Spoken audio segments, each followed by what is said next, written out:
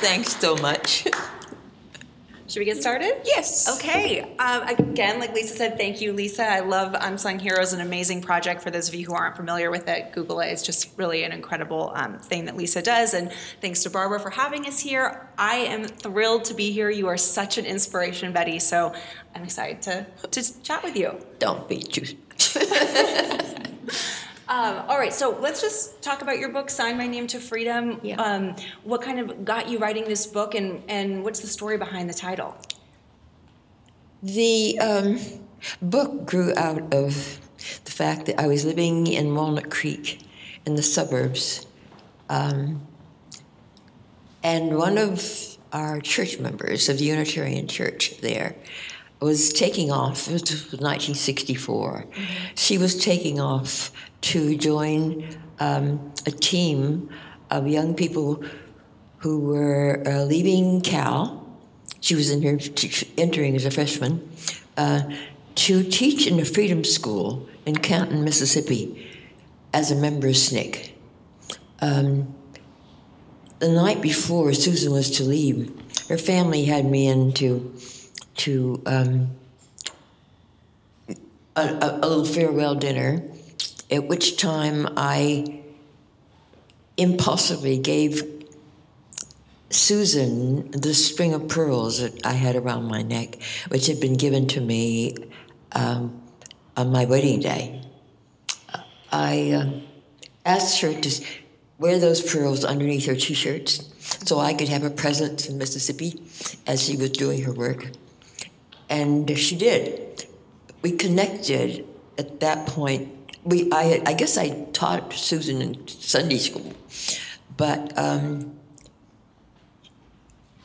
in her letters home, she wrote about the fact that this woman in Canton, Mississippi, who was a black woman, had opened her home to SNCC, that there were a number of the students from the Nonviolent Coordinating Committee who were living with her. She had dared, at the risk of her life, to go down to the courthouse and to register to vote against all odds.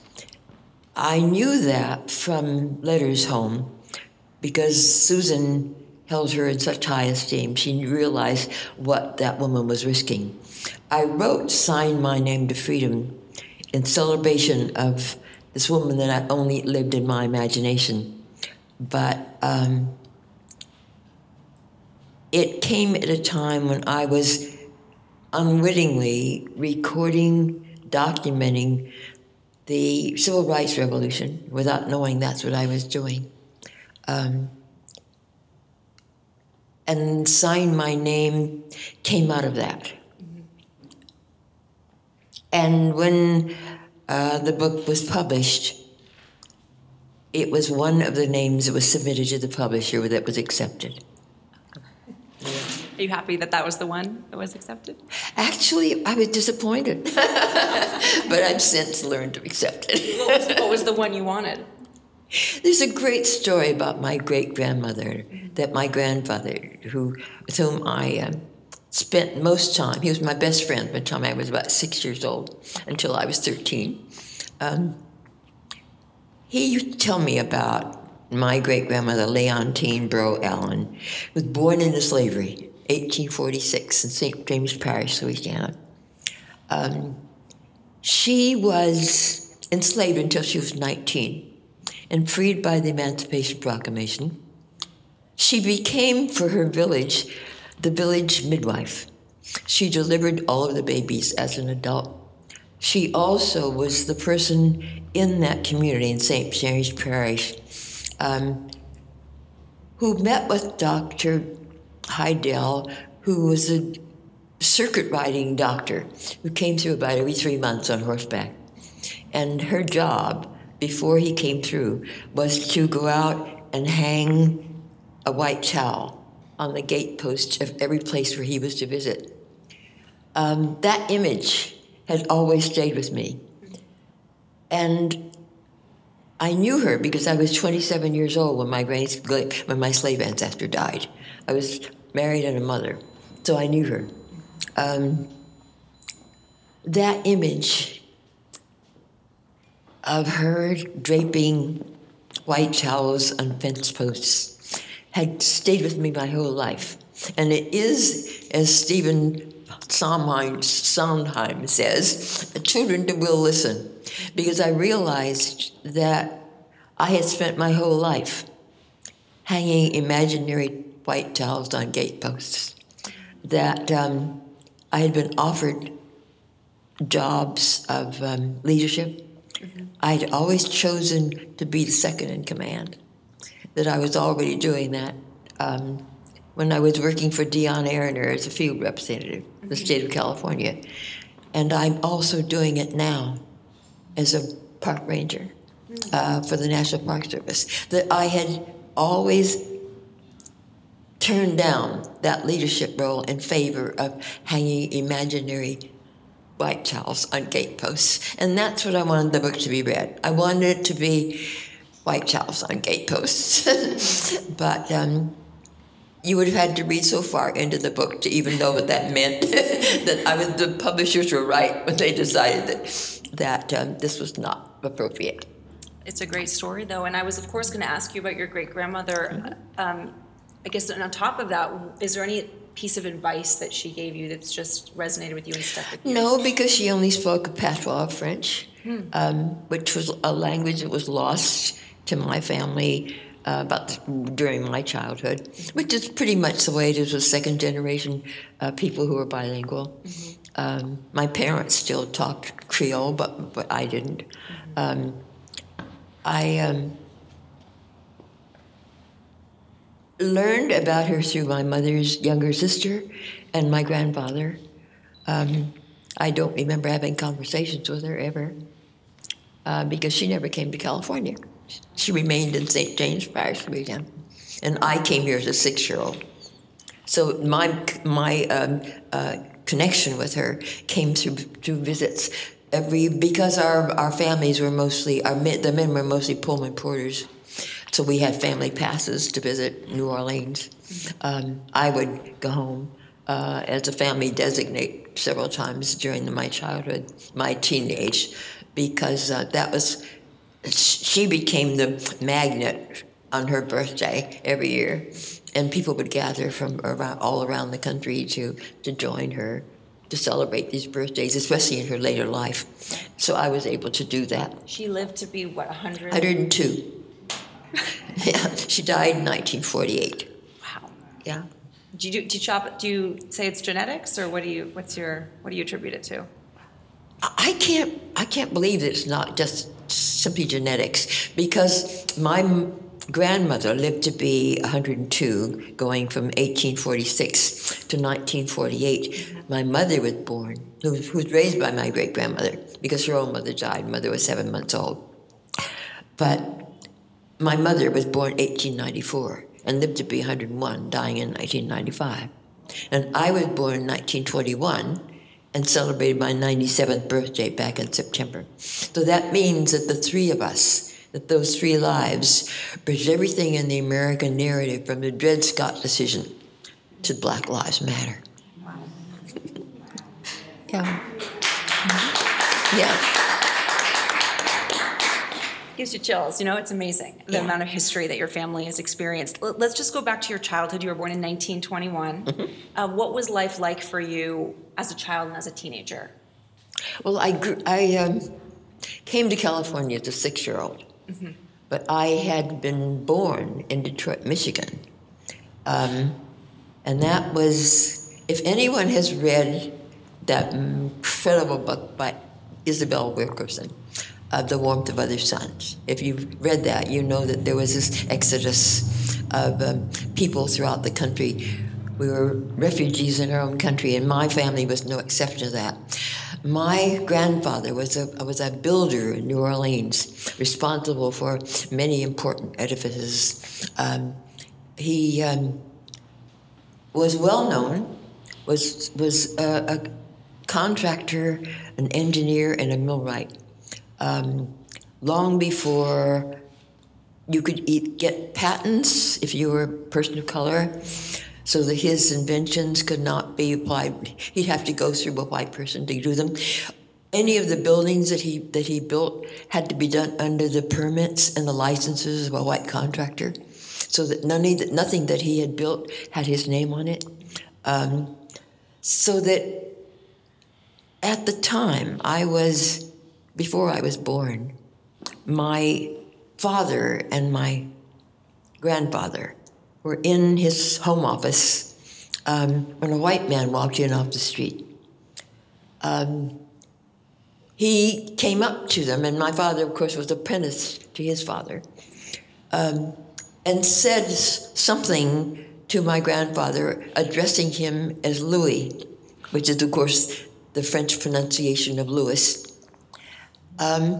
My father, who was a very proud Creole, took offense to that and said, "Do you know to whom you are speaking, Harry?" At a time when white men could only be addressed by their last names if a person of color was addressing them, and black men were addressed by their first names. My family had to get my father out of New Orleans before sundown, because he had addressed a white man by his first name. My mother's had some family in Detroit, Michigan, who were working in the Ford plant, so that they got the family. My mother was pregnant with my older sister. My mother, my father, and pregnant with my older sister, got on a train and went to Detroit, where I was born 4 years later. It was at the time that I think I must have been 3, when my grandfather was dying, that my family returned then to New Orleans. I don't remember New Orleans at that time, but I was there in New Orleans until I was 6. So in childhood, I grew up pretty much as a second-generation Californian. I don't remember much about New Orleans. What I do remember is in the book, but it's sketchy. When do you think it was in your life, in your childhood or in your youth, that you became keenly aware of race and race relations? Well, as other children, my life was made up when I was a small child of family members, so that I don't remember being introduced to the problems of race, because at the time that I was a child, there weren't enough of us. Bigotry and segregation existed, of course. It had always. But there weren't enough of us, people of color, between Monterey and Sacramento to make any rules against. So that the segregation was implicit. It was built into grants, into deeds, where people could buy property, but it wasn't. There weren't signs that said that you couldn't drink in this white fountain or that fountain, or black people. So that I didn't grow up with the kind of segregation that entered our areas with the Second World War. Mm-hmm. It was. In fact, there were times, because my social life was completely with either my family or the Creole families who had moved out of New Orleans, so that they had settled here. So that my life did not become formally segregated until the Second World War. And there were times when I didn't know whether we were separate because we preferred it that way, or whether we were separate because we were being left out. I mean, I just didn't know. Right. As a kid. And I think that a lot of us didn't. Particularly in California, it's a different, it's not the Deep South. Yeah. Right. I guess when I got to high school, I'd gotten the message by then. Uh-huh. Yeah. So you graduate high school and you get married pretty much right after. But somewhere along the way you dated Jackie Robinson, I heard you say. Is that right? Oh, yes. Jackie Robinson and a lot of Tuskegee Airmen.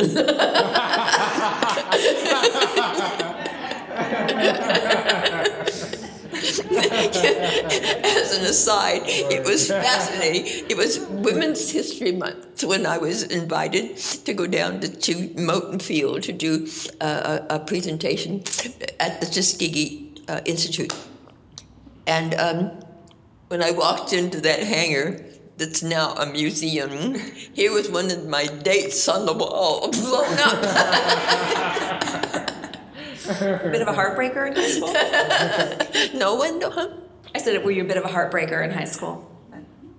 I didn't know it then. Yeah. I think in looking back, yeah, I must have been one hot dish, but I didn't know it then. My ego couldn't afford it.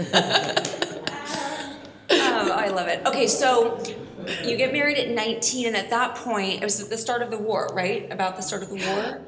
The war broke out in December 1941. I was married in May of 1942. Okay. Yeah. So what kind of aspirations did you have for yourself at that point in your life? Obviously, there weren't a lot of opportunities for women, particularly women of color. No, and it's also true. It's so hard to make the case for feminism at this point, because there's been so much change. Mm-hmm. But at that time, a successful woman was a woman who was married by the time she was 23 and had her first baby by the time she was 25. And I was compliant with that whole thing.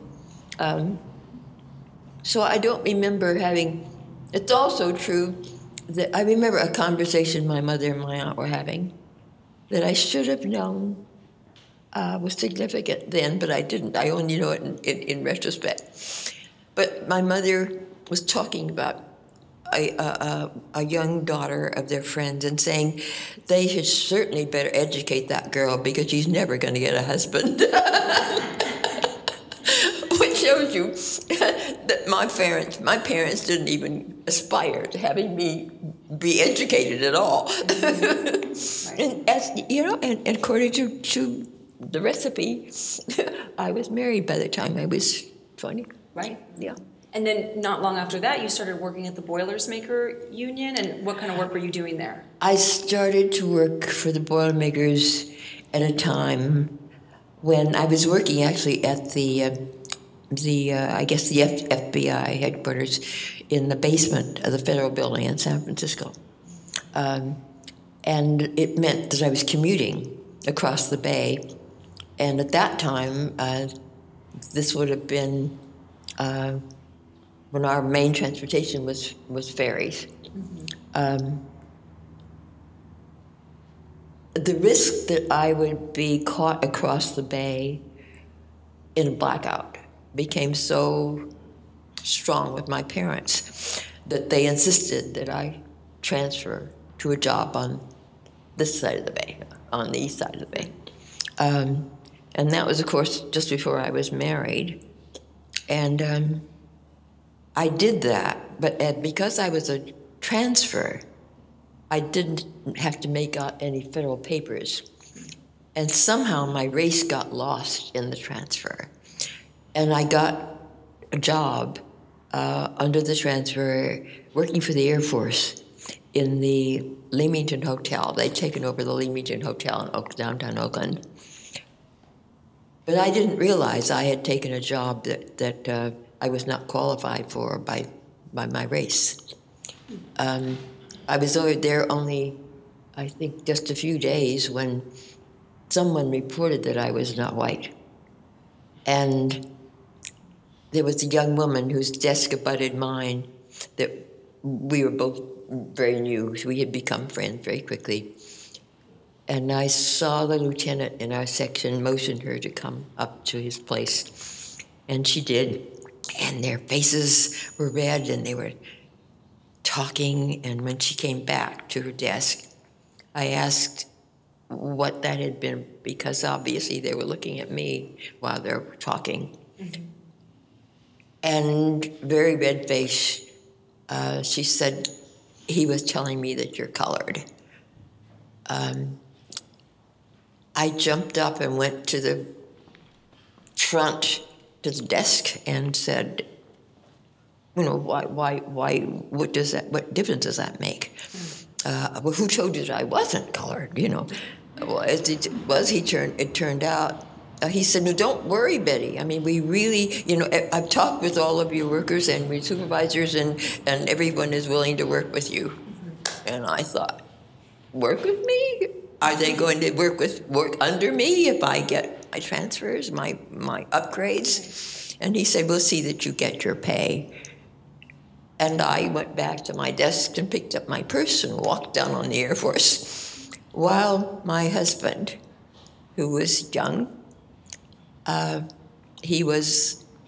left USF, where he was playing left halfback for the San Francisco Dons in his senior year. He had volunteered to fight for his country during the same period, found himself at Great Lakes. He was a third-generation Californian. Not only his grandmother, his father, and he were all born in Berkeley General Hospital.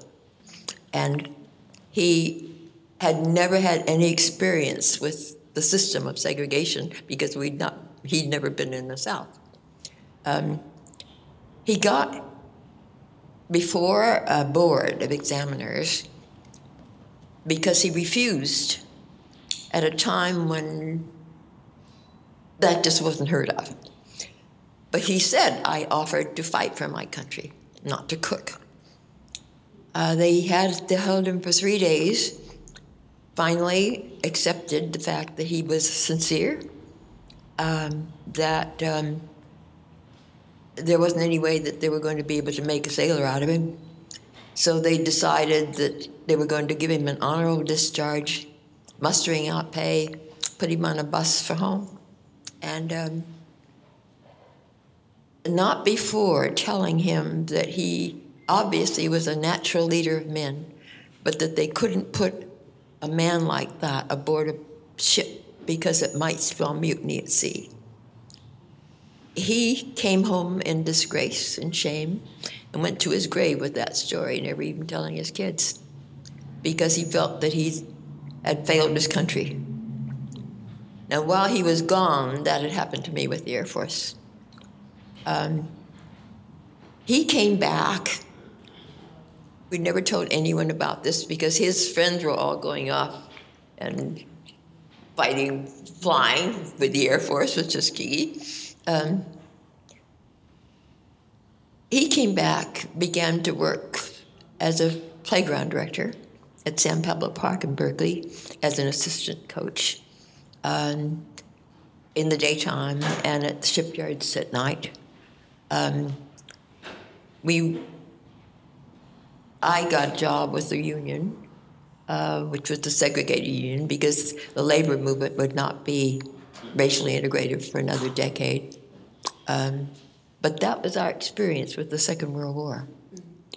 Neither of us made it.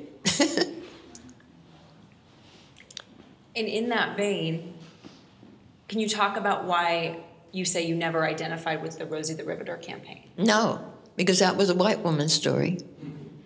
The women in my family had been working outside their homes since slavery, because in 1942 it took $47.25 a week to support a family of 5. $47.25 a week, if you can believe it. But that was if you were white. Our fathers and our uncles were all members of the service workers generation. They were the Pullman porters and the red caps and bellhops and the janitors and the laborers. And our mothers were 35 to 50 cents an hour domestic servants, cleaning white people's houses and taking care of white people's children, because it had always taken 2 wages to support black families. It's not rocket science. I mean, few black men could do it in the service sector. So that when the park was being created in Richmond, I was a field representative for a member of the California State Assembly, attending those planning meetings as a state employee, but realizing that this park was being created to honor the white women, the women who had worked as Rosies, but that I didn't identify with it because, as I say, the women in my family were not a part of that. And I wasn't boycotting it. It simply didn't say anything to me. So I didn't ever do that. Now, what I did do, and my fingerprints are all over that park, what I did do was to in that position as a consultant, because I became very shortly thereafter a consultant to the National Park Service, realizing that there was an incredible feminist story to be told, and that was the story of Rosie the Riveter, and that needed a kick-ass white feminist who was just as enthusiastic as I was about my story, about that story, and that needed to be, but that story was incomplete. That there was also the story of 120,000 Japanese and Japanese Americans who were interned and lost 2.5 to 4 years of their lives of freedom. And much of their treasure, as it turned out, not a single case of sabotage or any kind of disloyalty was ever proven against any of them. And they lost their freedoms and their resources simply because they looked like the enemy. It was simply a simple case of racial profiling. That story needed to be told because that was an important story at the home front. There's also the story of that great explosion at Port Chicago. 320 lives were lost, 202 of them being black dock workers. The only time in history that we ever tried 50 people in a single trial because 50 of those men refused to go back and load their ships because nobody understood what had caused the explosion. I mean, it was all of the officers at Port Chicago were white, and all of the dock workers were black, and all of the whites were given 30 days trauma leave, while all of the black dock workers were ordered back to work, picking up body parts, putting them into 22 caskets, which were buried over at San Bruno Cemetery and the Sunset Cemetery as unknowns in the colored section. And it wasn't until I was a park ranger that I realized that there was a colored section at a federal cemetery on the West Coast. There were so many stories, and those stories are going to be ignored as we allowed that park to be little more than a celebration of white women's emancipation into non-traditional labor. That the home front story was much bigger than that. And that when we give up our complexity, we give up much of our truth, and that truth needed to be shared. And that was the reason I became a park ranger at 85, because you guys had forgotten all that stuff.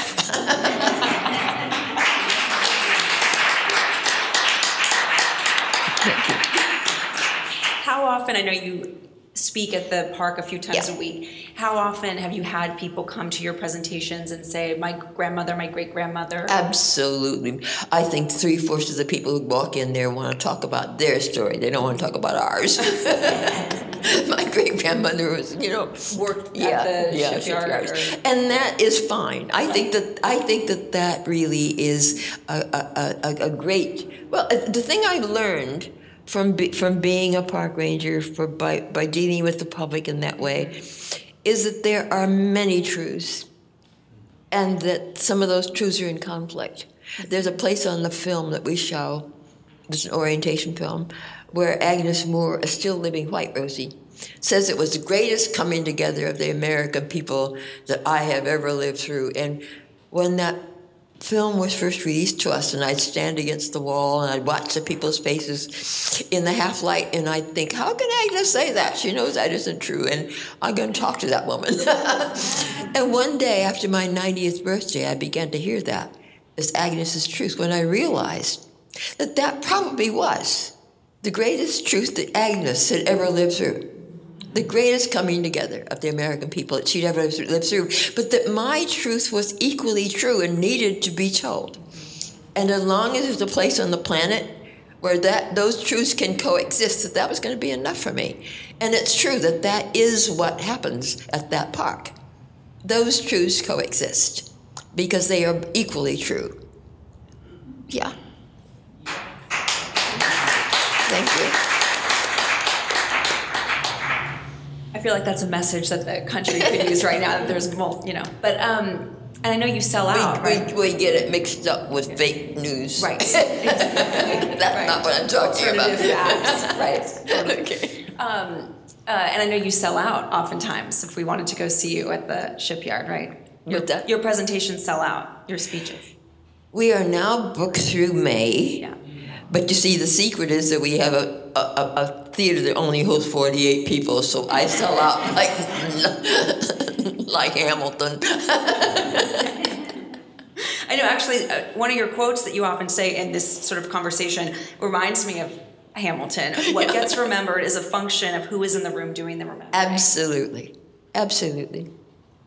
It is what gets remembered is determined by who's in the room doing the remembering. We have to be in the room, and that's what I've been. I've simply been in the room. The room where it happens. So let's talk about the civil rights movement. What was your involvement? I know you were involved with the Black Panthers to some extent, but also during this time you were living in a suburb that was predominantly white. You were one of the few Absolutely, families of completely color. white, yeah. That was a struggle for me. It's a struggle that almost cost my sanity. I literally went through a mental break at a point where I think my youngest was about 3. At a time when I was living in a world that I was trying to make rational a world that simply was irrational. Reclaiming my sanity was a struggle to finally accept the fact that I was living in an insane world. I was sane within that. And that is literally how I did it. But the civil rights revolution found me at a time when I wasn't quite white enough for the suburbs, and I wasn't quite black enough for the Black Revolution. And I was in a church, a Unitarian church, where I think that we were the only black family actually in the first until a second one came in. I think there are now 3 or 4. But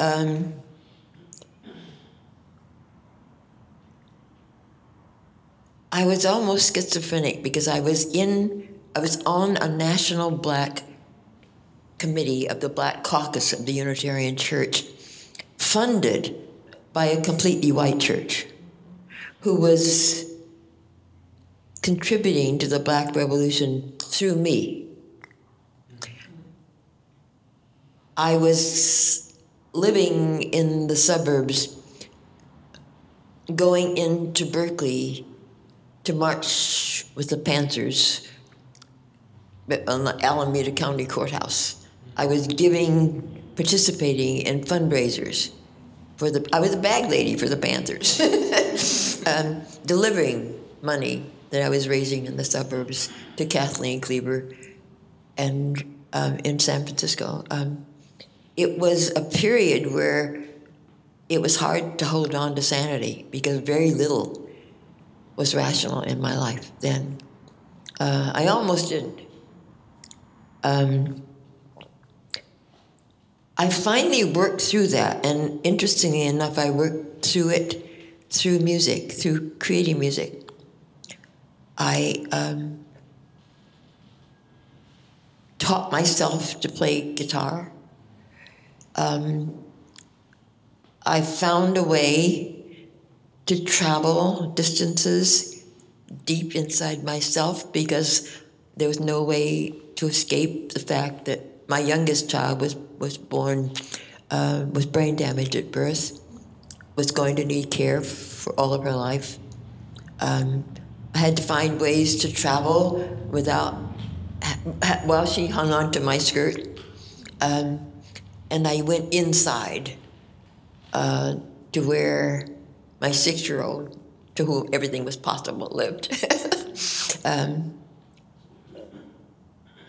What I finally came to was the fact that there was a legitimate role for a middle-class African-American who wasn't quite black enough for this revolution or white enough for the suburbs, that I was choking on power.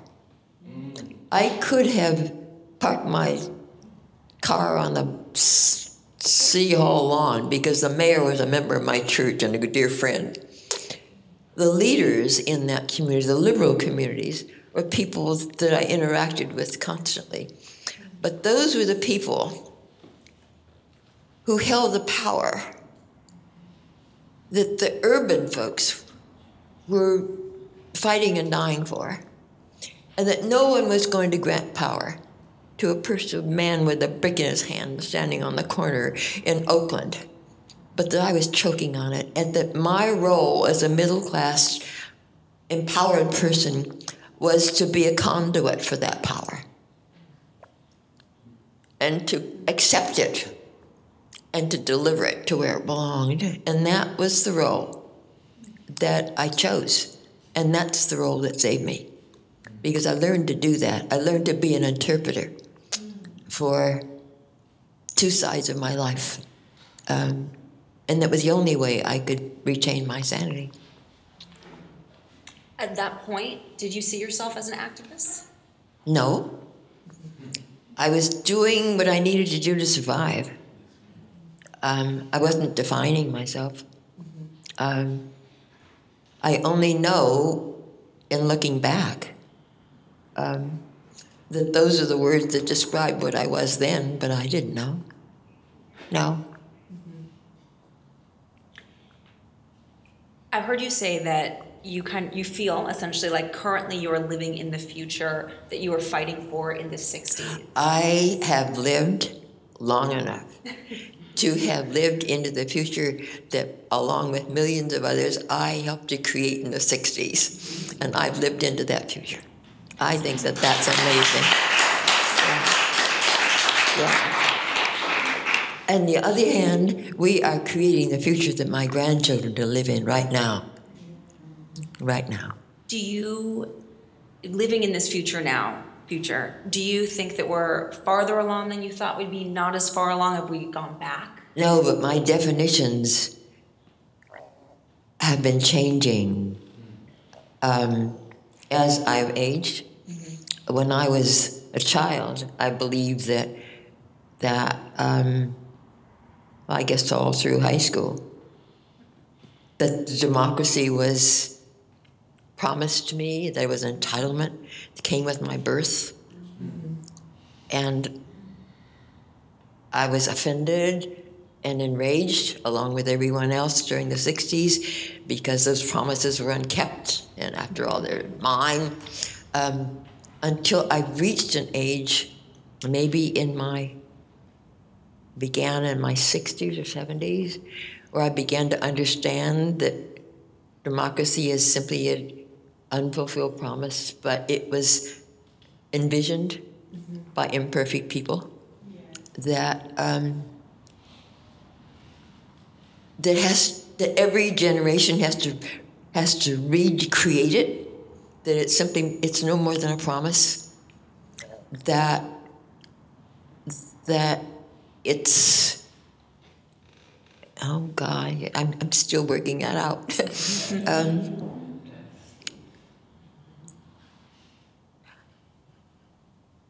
And here's where it gets mixed up, because now I know that these periods of chaos are cyclical, that they've been happening since 1776, that we're in another one of them now, but it's in those periods of chaos that democracy is being redefined.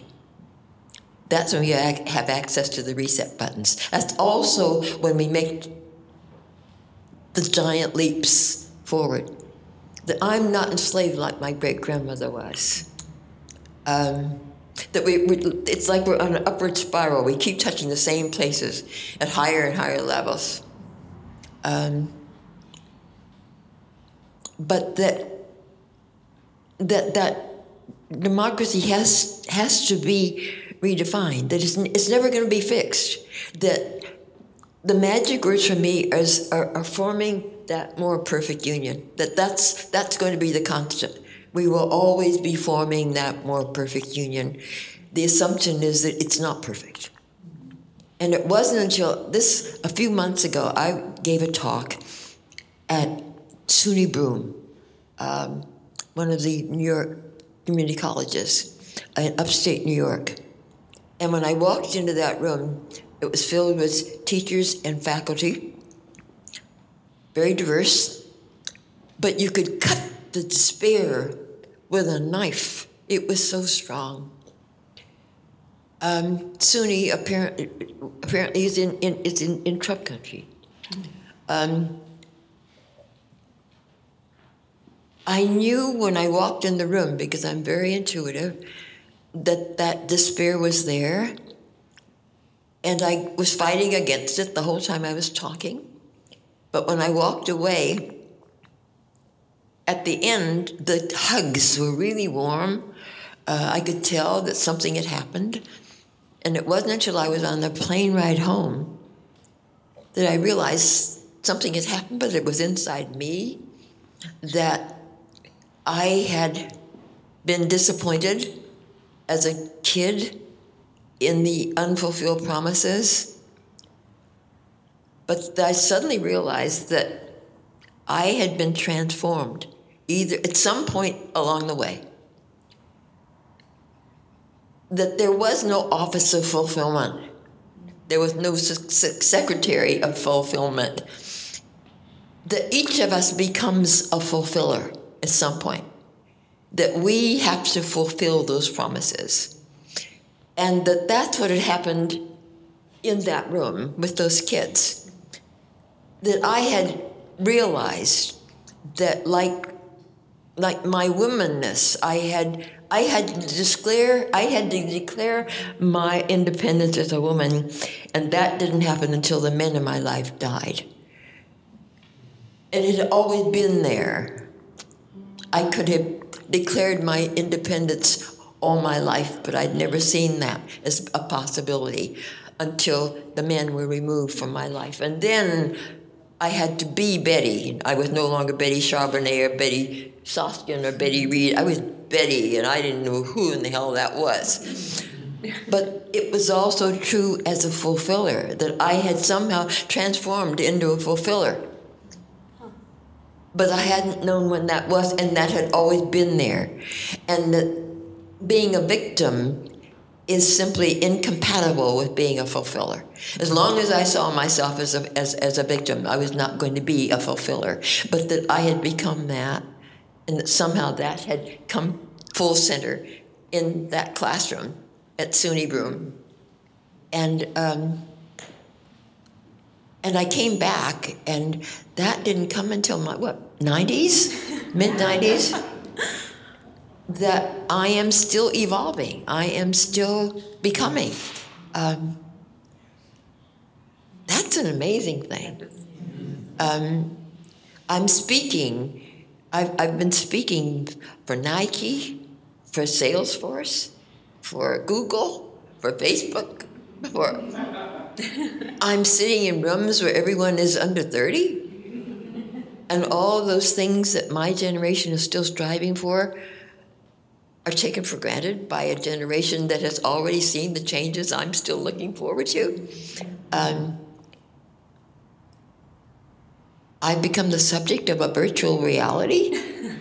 I've sat in my room, in my home, looking at myself through the Oculus headset and taken by with a camera that has a 360-degree image. It's like being out of body. To have lived into that time, you should all do it. Oh, there's so much. There's so much I want to unpack from what you just said. I love how self-reflective you are. Okay. When we talk about that moment of chaos, though, that we're in, that we might be in right now, something that I found fascinating that you've said, so I'd love you to expand on, is, and it makes sense, but it sounds shocking, is that you were elated by Charlottesville. Absolutely. I sat and watched Charlottesville. I watched those cheeky places, and I was feeling elated. And for a while, I couldn't think, why in the world is this? But I finally realized that the sheets were off, that the masks were down, that there was nowhere to hide anymore, that there was going to be a whole generation of people suddenly who are going to understand that many of us have lived with domestic terrorism for generations, that was it was no longer possible to hide any place. And that for me was really, really hopeful, because the people who have become pseudo-liberals, who really believe that they've already figured it out, I mean, come on. There simply is no place to hide. And we have an administration where that is becoming painfully true. I think that the leaps forward now are so much more powerful, and that they are so much more possible because of what we're seeing. Does that make any sense to anybody? Yeah. So I want to ask you then specifically about here in Sacramento, because the city is going through a bit of a period of unrest, particularly this past week. We saw protests throughout the city after Mr. Clark, of Stephon Clark, And so what is your, it sounds like you've been following that. I'm kind of curious to get your take on that, and what you think it will take to heal the community and get past this. Oh, I wish I were wise enough to know. Because I don't know that anyone knows. We have now seen, sadly, a pattern of tolerance for these kinds of things, because we're no longer surprised by them. And that's tragic, and I don't know what the answers are. I wish I did. I don't know. Your message, though, to the youth that have been out there protesting? I think the most hopeful thing is that there are many, that the percentage of people of color who were marching in the streets in the 60s are not the percentages we see now. We're seeing people in the streets who are black and white and Asian and orange and green, and we're seeing people of all ages. We're seeing people of all economic classes, all marching on principle. That's a whole different story. And I think that that's probably the most powerful thing that I can tell you. Why have you never run for office? Because I was busy hanging white towels on capos. And I think I made the right choices. I really do. I really do. I think that my instinctive choices were right. I think that as I ran into blocks, I simply grew off different edges. And I think that I'm still doing that. It's not too late to run for office, maybe. But I guess it sounds like You've got to be Justin. I've been looking. Justin is my boyfriend, who's also photographed. How long ago did you photograph me there? 2013. And I remembered him. Yes. That photo on the poster back there is his photo, the one I love that photo. Yeah, he was with Getty. Yeah. Yeah, okay. Yes, you spotted him. So I think you were trying to get around, I feel like you're getting around my question about running for office. You were trying to deflect. No, I seriously, I have never aspired to run for office. But you've been wooed. I guess that's why the question, it sounds like people have kind of asked you or wooed you to, and you just never really felt. Yeah, but it never seemed to, I'm not even sure what the reason is, except that I didn't ever feel adequate to it.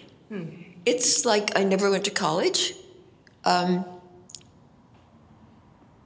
think I got a non-traditional PhD because I married a professor at the University of California. But I really never did. It wasn't until I was a faculty wife, I think,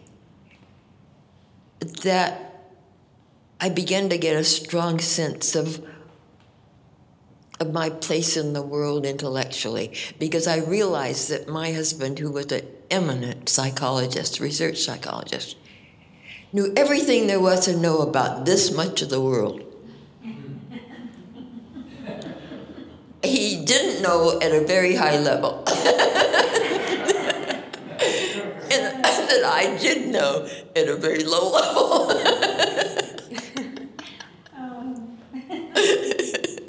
Since it is International Women's Day, and I think you sort of touched on this with your answer there, but I wanted to ask you sort of as a young woman, I think women can be sort of overcome with self-doubt. And I know Michelle Obama talks about this in her book, Becoming, and how, have you ever experienced that? It sounds like you have, and how have you overcome it? I'm not sure I've ever overcome it. I think that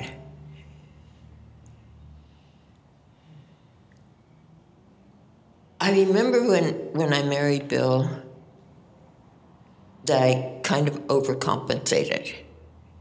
Yeah. But I always felt that if I know this much, think of what they know. All the people around me who had advanced degrees, and I was so impressed with that it wasn't until, I guess, 5 years maybe into that marriage that I began to see their humanness and not be intimidated by it. But I really was in awe because I'd never been to college. I was in awe of people who had advanced degrees. That may have been why I never saw myself as being adequate. Mm-hmm. But I've since had 2 honorary doctorates. I'm still wondering why. Yeah. As a 90-year-old myself, Yes. I really love what life has done for you. I hate the things that happened to you, but I love you. There isn't 1 minute that I regret of my life. Yeah. The truth. Yeah. Yeah. Thank you. There. Yeah. You didn't ask us again. Yeah. It wasn't awfully sweet. There's only one disagreement I had in your whole show, and that was the Japanese. Because we forgot there were 4 Japanese diplomats sitting in Washington. Yeah. Signing a peace treaty when they bombed Pearl Harbor. Right. Right. And there were Japanese killing our kids, black and white, in the Philippines, in the most brutal way possible. And I think you would find it still difficult to sell the Japanese to us back then. It's No, but the rest of it. the thing that I see you doing is that the families that I work with in the families that I work with in the National Park Service. Oh, wait a minute. Those families, the Sakai family came to the United States in 1899, and Charlotte Sakai's great-grandfather is one of the co-founders of the Japanese, of the flower market in San Francisco. The Niyamiya family came in 1913. These were not Japanese. They were Americans. And what you're doing is you're trying to equate what was happening in the Second World War with Japanese people, who are our enemy. This is not. Okay, no, but that's what I was hearing. That's what I was hearing. No problem whatsoever. None. Yeah. But back then, it was dangerous. And It was dangerous, but you have to disconnect Japanese Americans from Japanese. You really do. your head, I'm not Okay. No, I can get vicious.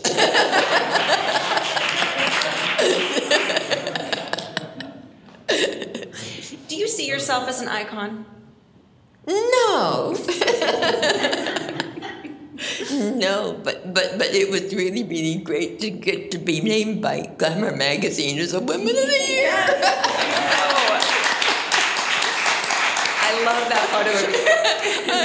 Yeah, I really am wondering whoever arrived at that. I don't know. Okay, you've had many lives. Yes. And many more to come. What life do you look back on most fondly? I think that my greatest satisfaction came from producing and raising children. I really, really love the fact that I think I gave birth to my best friends. And that really has been, yeah. Everything else fits around it. And you have a long lineage, great-grandchildren? Yes. Great-grandchildren, too? Yes. How old are your great-grandchildren? 3. 3? No, yeah. Oh, okay. What's on your bucket list still? I'm trying to find a Faustian bargain for another 10 years.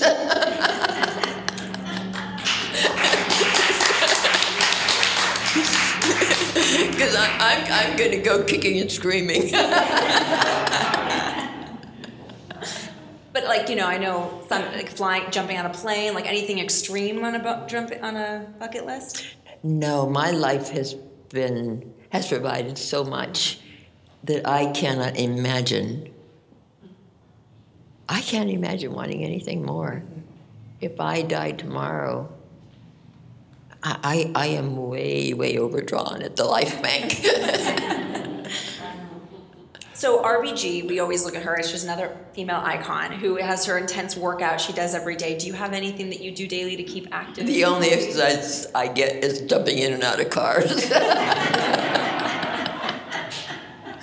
Any other secret? I mean, some people say, oh, I have a glass of wine a day, or anything. No, lots of peanut butter maybe. Good to know. I do like peanut butter. So, I mean, we'll open it up to questions now, but I guess last question for you now is when we talked about how we're in your future now, but what about your great-grandchildren's future in 50 years, 60 years? What do you hope that future is like? I know how my generation met the threat of its day. Many threats. I think that the one that consumes my life now is that threat of the World War.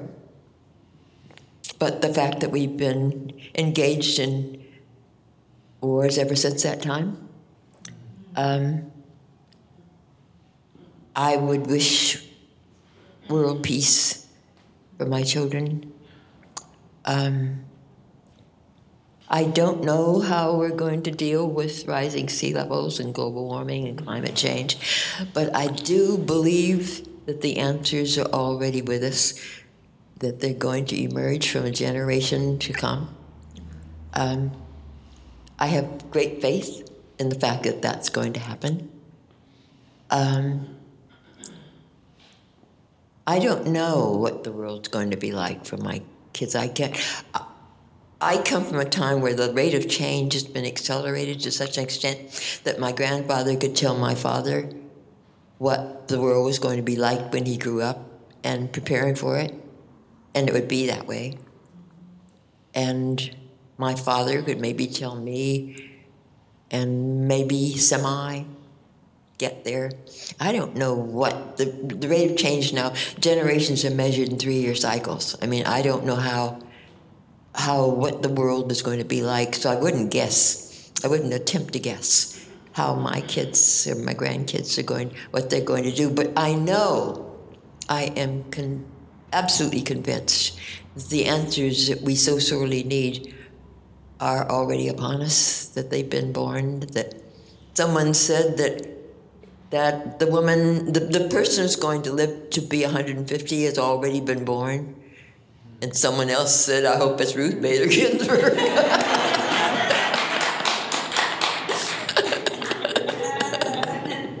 I know.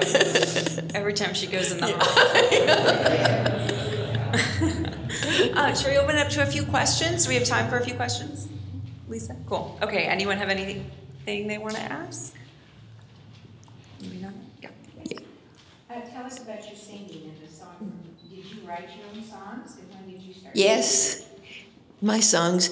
I think if we're going to end soon, I'd like to play the song that was written, the entitled the book, if we can do that. Mm-hmm. When did you write that song? What did I do? When did you write that song? In 1964. And let's see if I can find it. I don't know. I don't know if I can find it. It's called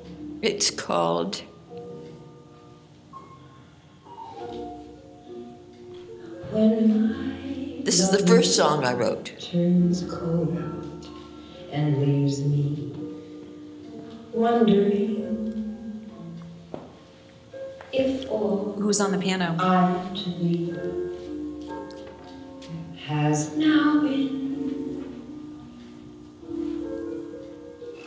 and if all I'm to grow,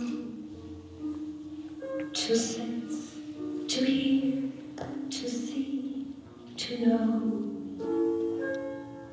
if all I am to feel has flown with the wind,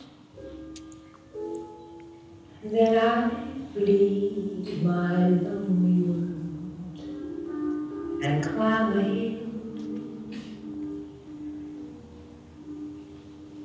where soft earth fits my foot and I can make the world be still, while my arms outstretched hold sun and clouds and sky,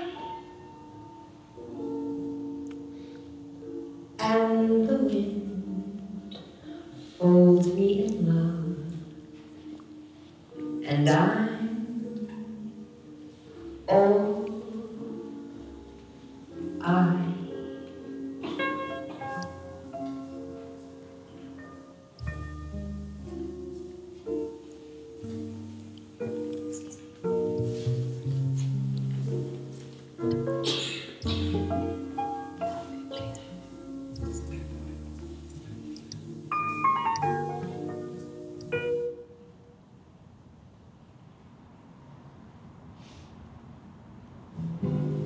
This is Sign My Name for Freedom.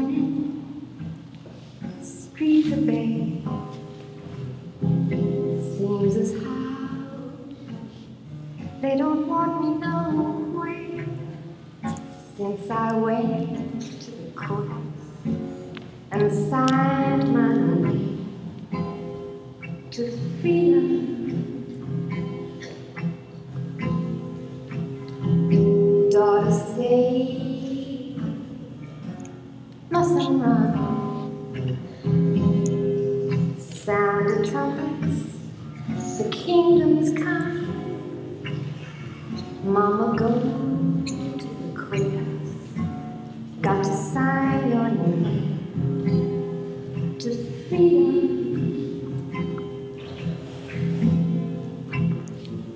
Fields of fire, carbon flaming, neath the summer sky.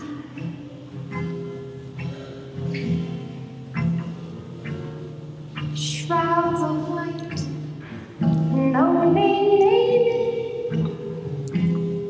Did I know this dream came dark? Churches burn, decadent. Still I know it's like daughters that ain't no turning back now. I done signed my name to freedom. Young folks here around my table, talking through the night. Faces here I can't label. Brown ones blending with the white. Sunday morning, church ain't there. Bombed it Wednesday, but I can't care.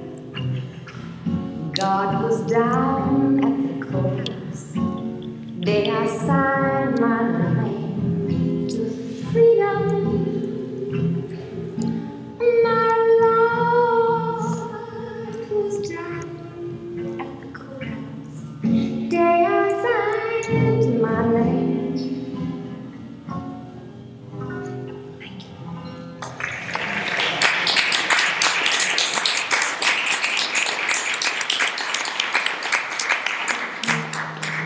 and juicy. Okay, no. Yeah. Go for it. This is Yeah. through with crying. No, and you can't use them because the filmmaker has. They're being used as a soundtrack for a documentary, and it won't be released until the film is released, and it'll be released as an album. Yeah. Oh, very good. And I've never played those songs publicly except for this last one, which I've somehow incorporated into my presentation sometime. But you're supposed to forget what you heard all those other ones. What did it? When I came in and the music was playing, I thought, well, this is wonderful, and I thought, shoot, I don't know who this is, and I tried to Shazam it, and nothing came up. What's going on? And then, anyway. You're very talented. I know.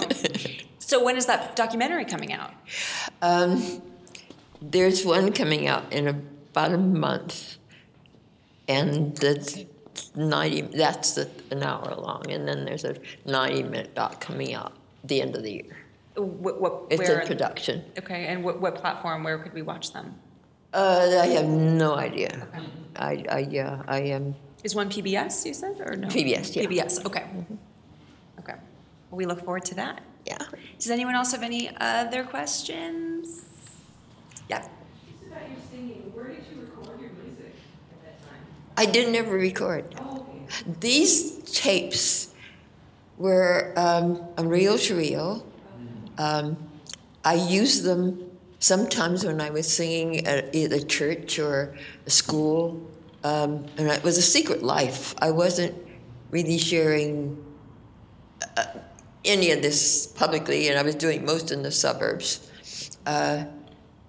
When I turned my back on them was a time when I kept being discovered, and each time I would back off because I had 4 kids, and my youngest, he was handicapped, so I didn't want to do that. I loved to sing, but I didn't want to be a singer. I mean, and you can't keep those things separate.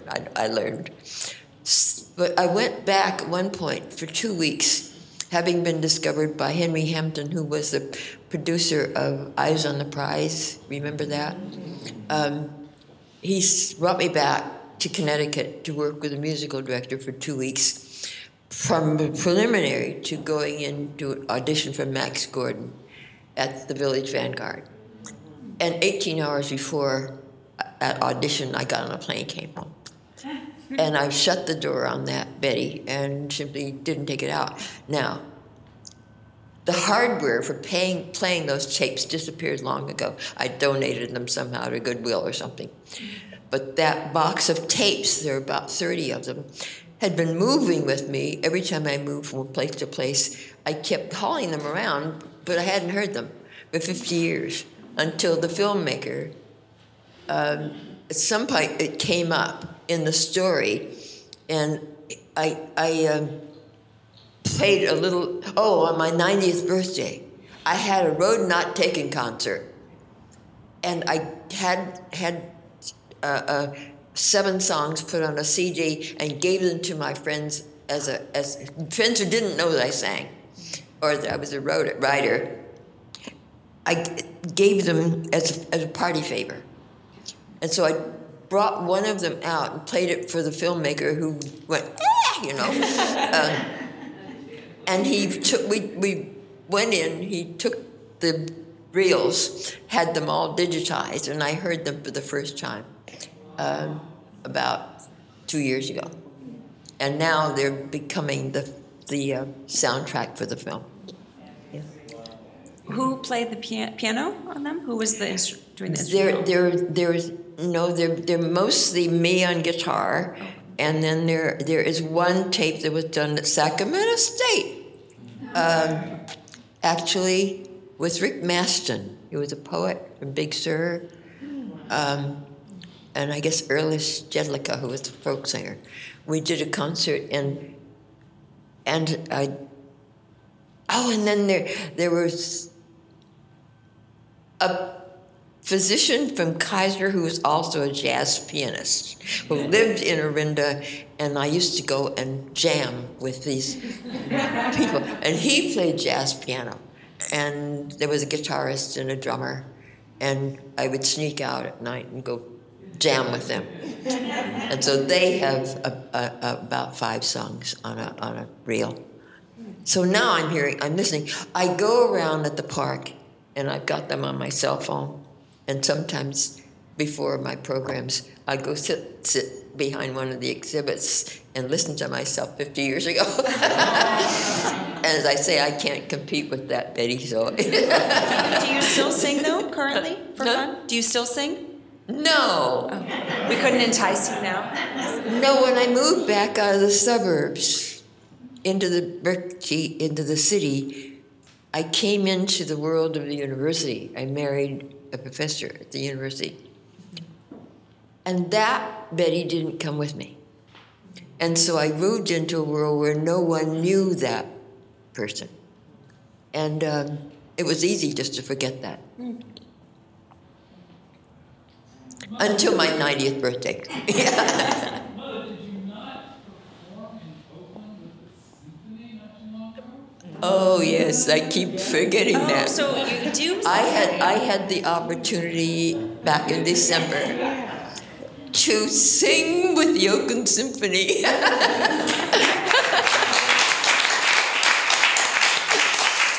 And one of my songs is going to be featured at their April concert, done by the symphony choir, and another of them is being done by the a cappella group from the Oakland School of Performing Arts, high school kids, and another is going to be done by the middle school kids. So 2 of my songs are going to be released before the film.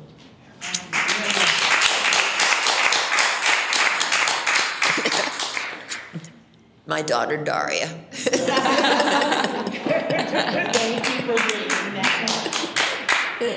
Okay, any final questions? Or I think we can get to the book signing portion. You were such... one more thing, okay. We have a special surprise. Oh! So, Miss Betty was here last year, and we want to selfishly say that the Brick House and Unsung Heroes started the Betty Reid. Because right after, it was a little after the book had been released, she came and spoke last year, and it was delightful. Nora was here, but Charlie was not here. Why not? Yeah. But we had a great time. But unfortunately, this wasn't able to be presented because they came a little too late. Yeah. Oh, so, that's beautiful. If I may read it, yes. It's a California state resolution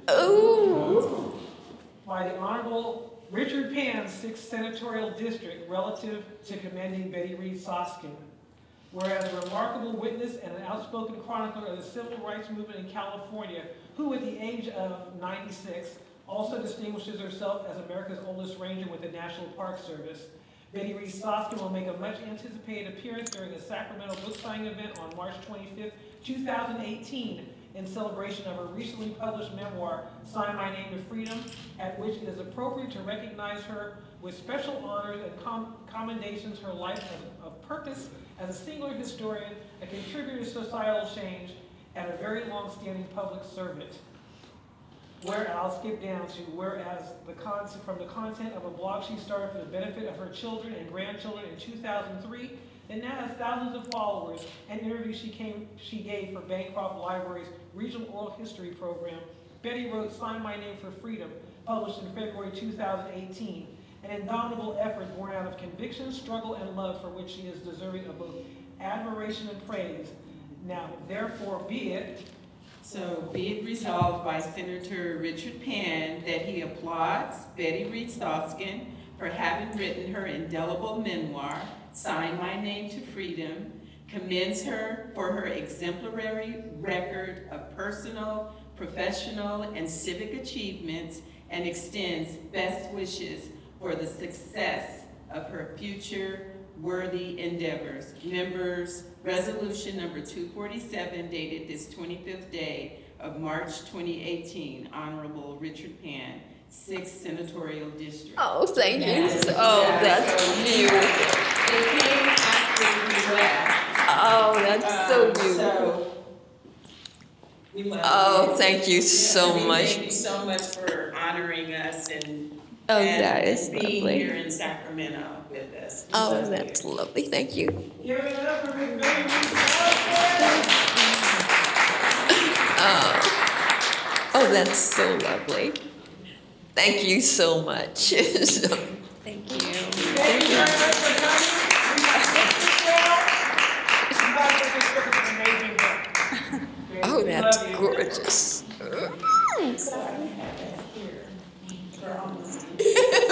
That's what you had to do to have me back, right?